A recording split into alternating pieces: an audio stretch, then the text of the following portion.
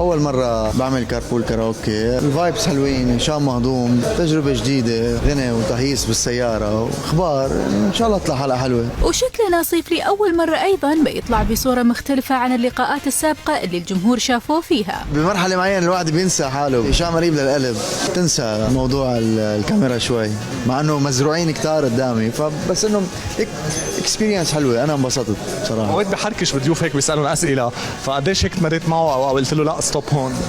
لا بمحل والله مشيت، اليوم حكيت على غير العادة. للأمانة الناس حيشوفون النصيب بشكل آخر، هذه أنا أضمنها بنسبة 1%. بس بنسبة 100% نقدر نضمن أن هشام جرب يمرر أسئلة خاصة وثقيلة لنصيف.